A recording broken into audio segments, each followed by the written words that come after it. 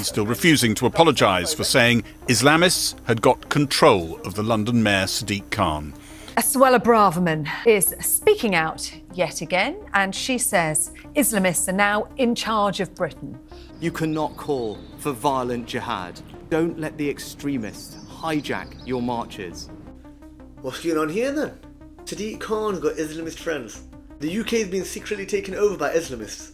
Pro-Palestinian protests are being hijacked by extremists. Lee Anderson, Suella Braverman, Rishi Sunak. How come they're all painting an image that Muslims, or Islamists as they call them, are taking over the UK and the protests? Three main reasons really. Number one, first and foremost, these people have lost the propaganda war.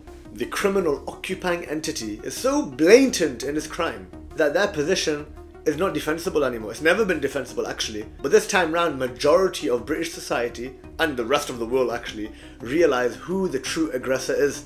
They've lost that propaganda war now. Rishi Sunak, stop genocide. The Prime Minister from United Kingdom, stop this. At least stop in Ramadan, stop killing our kids. It is clear as day what they are doing is a crime. And the British government is complicit in that.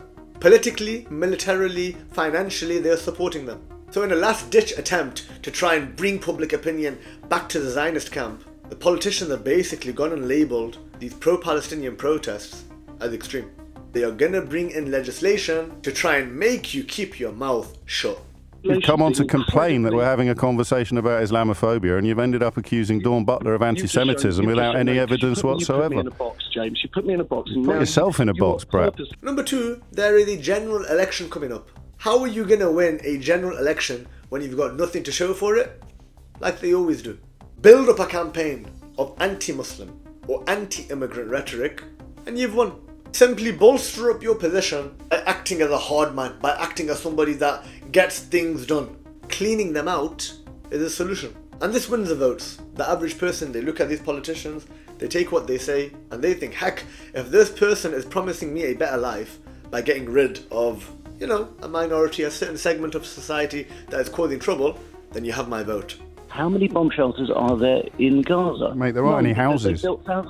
They've built thousands. There aren't any houses in Gaza. Hundreds. How can you have a bomb shelter if you haven't got a house to put it under? And number three, probably most importantly, it is a distraction. It's a distraction from the failure of the government itself. In a time where the UK is in recession, where Birmingham Council is bankrupt, where the politicians have no answers to the problem that is facing Britain, problems which they have caused in the first place, it's very easy to point fingers, to distract the population, to blame a tiny segment of society as to why all these problems are taking place.